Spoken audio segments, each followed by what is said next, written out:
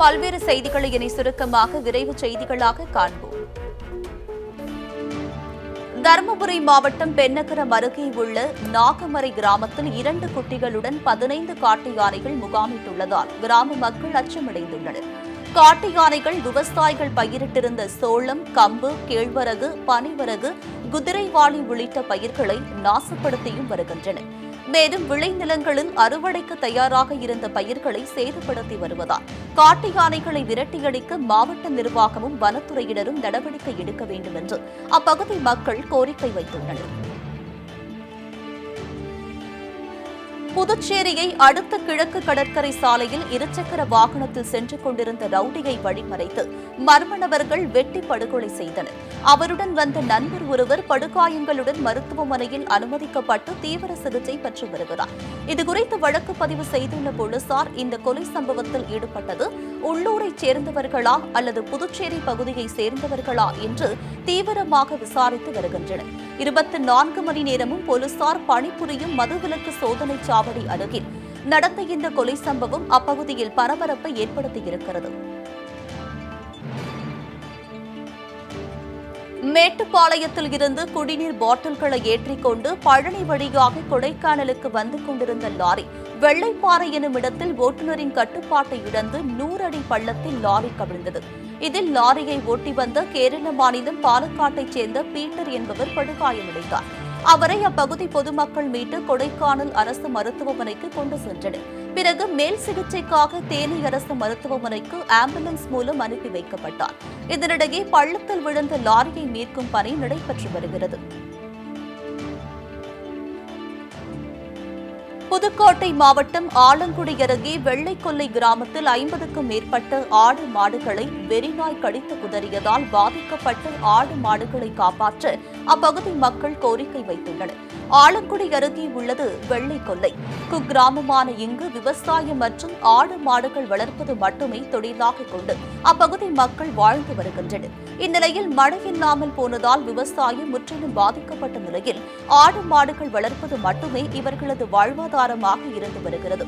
இந்நிலையில் அந்த பகுதியில் அதிகளவில் சுற்றி வரும் நாய்கள் ஒரே நாளில் 50க்கும் மேற்பட்ட ஆடு மாடுகளை கடித்து குதறியதால் விவசாயிகள் கவலையடைந்துள்ளனர். தமிழ்நாடு, கேரளா, ஆந்திர மாநிலங்களைச் சேர்ந்த சுமார் 1500 மாணவர்கள் பங்கேற்கும் விளையாட்டுப் போட்டி கோவை காருண்யா பல்கலைக்கழகத்தில் துவங்கியது. 4 நாட்கள் நடைபெறவுள்ள இந்த விளையாட்டுப் போட்டியை மேற்கு மண்டல காவல்துறை தலைவர் பெரியய்யா துவக்கி வைத்தார்.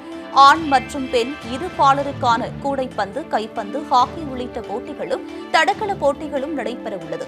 முன்னதாக போட்டியை துவக்கி வைத்த பின் விளையாட்டு வீரர்களின் அணிவகுப்பு மரியாதையை மேற்கு மண்டல ஐஜி பெரியய்யா ஏற்றுக்கொண்டார். துபாய் வாழ் இந்திய மாணவர்கள் திருவையாறு தியாகராஜர் சன்னதியில் பஞ்சரத்ன கீர்த்தனைகள் இசை அஞ்சலி செலுத்தினர். துபாய் நாட்டினைச் சேர்ந்த விம்மி ஈஸ்வர் என்பவரது தலைமையில் கர்நாடக இசை, பரதநாட்டியம், குச்சிப்புடி போன்ற பயின்ற மாணவர்கள் 28 பேர் தங்களது பெற்றோர்களுடன் கடந்த ஜூலை 9ஆம் தேதி இந்தியாவுக்கு வந்தனர். இந்நிலையில் கர்நாடக இசையை பரவச் செய்த சங்கீத மும்மூர்த்திகளில் ஒருவரான தியாகராஜர் சமாதி அமைந்துள்ள திருவையாறுக்கு வந்த அவர்களது பெற்றோர்களும் பஞ்சரத்ன கீர்த்தனைகளை பாடி இசை அஞ்சலி செலுத்தினர்.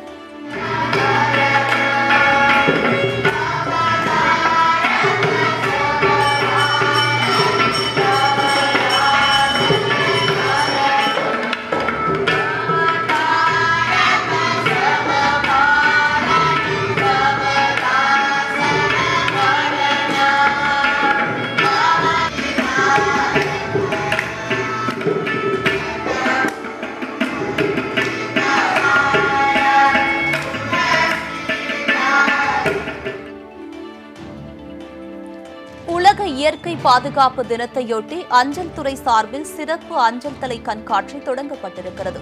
அஞ்சல் துறை சார்பில் இயற்கை பெக்ஸ் 2019 என்ற பெயரில் சிறப்பு அஞ்சல் தலை கண்காட்சியை மத்திய மண்டல அஞ்சல் துறை தலைவர் சுமதி ரவிச்சந்திரன் தொடங்கி வைத்தார். இதனை ஏராளமான பொதுமக்கள் மற்றும் பள்ளி மாணவர்கள் ஆர்வமுடன் பார்வையிட்டனர். வருகிற 31ஆம் தேதி வரை இந்த தபால் தலை கண்காட்சி நடைபெறும் என்று அஞ்சல் நிலையங்களில் ஆதார் பதிவு செய்வதற்கு பொதுமக்கள் வருகை அதிகரித்துள்ள நிலையில் கூடுதலாக கவுண்டர்கள் 15 நாட்களுக்குள் ஏற்படுத்தப்படும் என்றும் மத்திய மண்டல அஞ்சல் துறை தலைவர் தெரிவித்துள்ளார். மாதவரத்தில் உள்ள தனியார் பெண்கள் கல்லூரியில் தலைக்கவசம் அணிவதன் அவசியம் குறித்த விழிப்புணர்வு நிகழ்ச்சி நடைபெற்றது.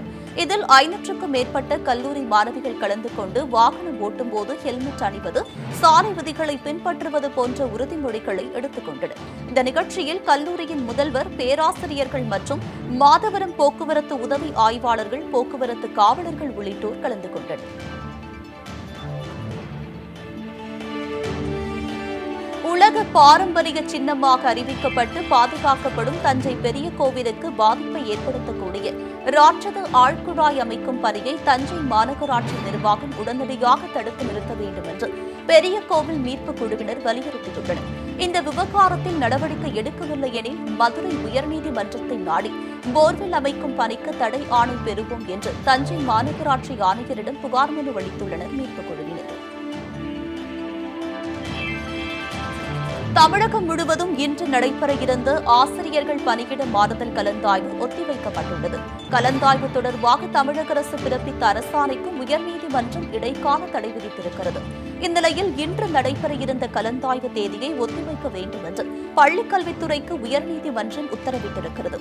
100க்கும் மேற்பட்ட ஆசிரியர்கள் தொடர்ந்த வழக்கில் உயர்நீதிமன்றம் இந்த உத்தரவை பிறப்பித்திருக்கிறது. பணி மாறுதல் தொடர்பாக தமிழக அரசு பிறப்பித்த அரசாணை சட்டவிரோதமானது என்று கூறி மனு தாக்கல் செய்யப்பட்டுள்ளது. மத்திய அரசின் புதிய கல்விக் கொள்கையினால் கல்வி வணிகமயமாகும் சூழல் ஏற்பட்டுள்ளதாக எஸ்டிபிஐ கட்சியின் மாநில தலைவர் நெல்லை முபாரக் குற்றம் சாட்டியுள்ளார்.